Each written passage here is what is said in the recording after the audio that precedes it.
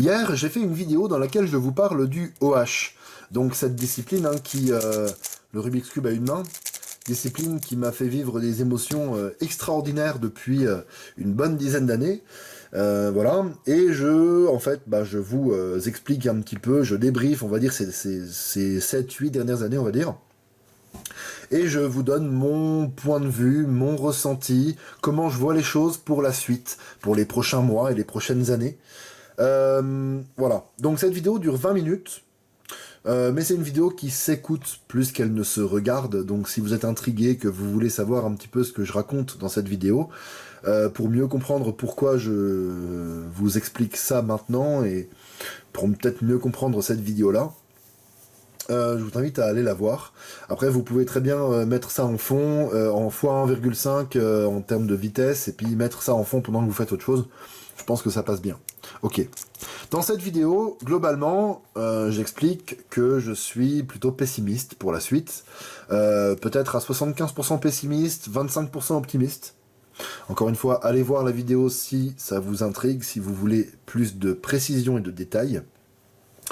Ce que vous allez voir là, dans cette vidéo-là, ça rajoute peut-être un petit peu de pourcentage au côté optimiste de la situation, puisque je vais vous montrer une résolution incroyable que j'ai réalisée à une main, avec ce cube, avec le Meilong, donc un cube magnétique, aimanté, et donc à une main. Et ça, pour ceux qui ont vu la vidéo, et ceux qui me suivent depuis un certain temps, c'est très très très surprenant.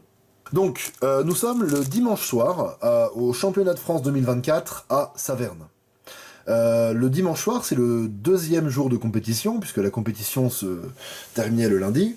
Le dimanche soir, il y a ce qu'on appelle la Coupe de France. Alors, qu'est-ce que c'est que la Coupe de France? Rien à voir avec les championnats de France, même si ça a lieu pendant les championnats de France. C'est une compétition totalement à part, qui n'est pas officielle WCA. Donc vous pouvez pas trouver les résultats sur le site de la WCA, c'est pas officiel. Mais c'est organisé par l'AFS, l'Association Française de Speedcubing. Et comme c'est pas officiel, on peut imaginer tout ce qu'on veut. On peut faire le format qu'on veut, et on peut faire des choses vraiment super sympas, super télégéniques, on va dire, pour offrir un beau spectacle au public, etc., etc.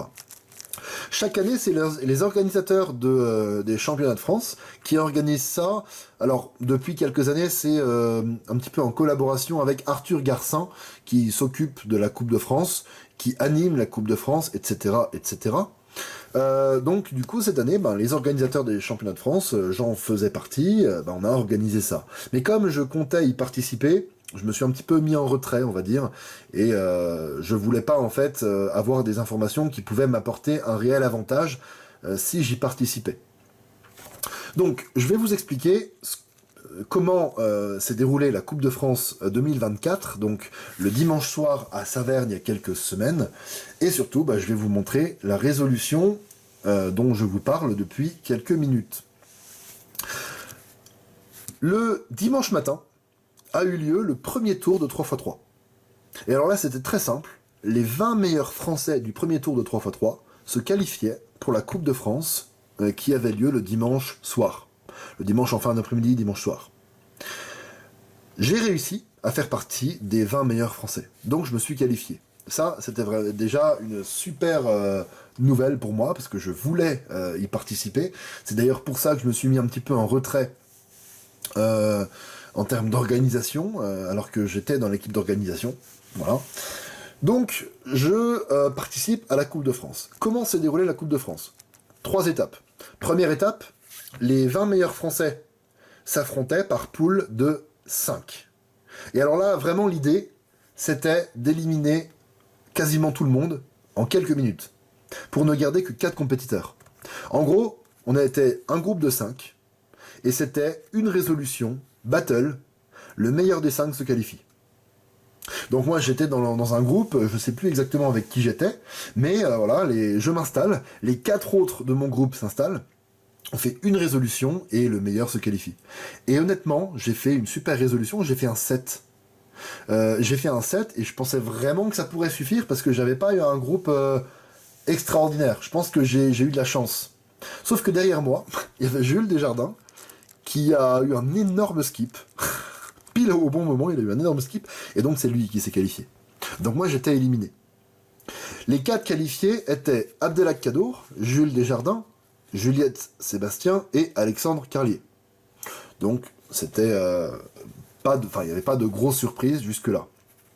Ensuite, deuxième étape, il fallait éliminer 2 personnes. Donc on a eu 2 binômes qui se sont formés. On a eu un binôme avec Jules et Alexandre, et un binôme avec Abdelhak. Alors j'ai un gros doute sur ce que je dis. Abdelhak et Juliette. Je crois que c'était ça. Oui, bah oui, c'était ça. Donc un binôme Jules-Alexandre, un binôme Abdelhak-Juliette. Il y a eu un petit jeu très sympa, un petit peu basé sur le principe de pyramide, le jeu à la télé où il faut faire deviner des mots en disant des mots. Voilà. Et c'est le binôme Abdelhak-Juliette qui a gagné. Et donc Abdelhak-Juliette se sont qualifiés pour la finale. Et donc se sont affrontés en finale. Et alors là, comment ça se passe? Les deux ont dû former une équipe en prenant uniquement les compétiteurs qui avaient déjà été éliminés. Donc en gros, Abdelhak décidait de qui il prend, Juliette décidait de qui elle prend, etc. pour former une équipe. Arthur Garcin avait expliqué, avait lâché un petit commentaire pour faire comprendre qu'il n'y aurait pas que du 3x3, et donc que c'était intéressant de prendre des gens polyvalents. Abdelhak me choisit, donc je suis dans l'équipe d'Abdelhak. Et alors là, comment ça se passe? Arthur Garcin annonce une épreuve au micro, par exemple 5x5, et Abdelhak décide qui il envoie dans son équipe, Juliette décide qui elle envoie dans son équipe, et c'est battle. Et celui qui gagne rapporte un point pour son finaliste, soit Abdelhak, soit Juliette. Il y a premier event, c'est l'équipe d'Abdelhak qui gagne. Deuxième event, l'équipe d'Abdelhak gagne, etc., etc., etc. Et je sais pas, 6e ou 7e event, c'est le OH. En OH, dans mon équipe, il n'y avait pas grand monde. Dans l'équipe d'en face, il y avait Juliette, mais elle n'avait pas le droit de participer, puisque comme elle est chef d'équipe, elle participe obligatoirement au 3x3. C'était les règles. Donc en face, ils envoient Paul Pléis, qui est vraiment très très solide aussi, hein, qui même peut-être légèrement meilleur que moi, je dirais actuellement. Donc je fais une battle contre Paul. On est tous les deux sur scène. C'est vraiment un moment assez stressant, parce qu'on est tous les deux sur scène devant tout le monde, c'est-à-dire des centaines de personnes dans la salle qui regardent. Et il se passe ça. Oui. Go.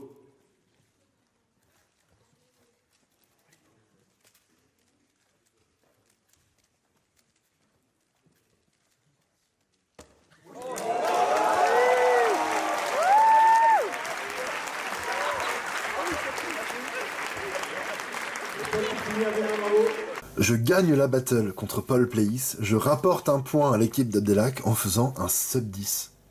C'est incroyable. Pour vous donner une petite idée, des sub 10 officiels, là c'était pas officiel, hein, vous trouvez pas ça sur le site officiel de la WCA, mais des sub 10 officiels, je n'en ai que 4.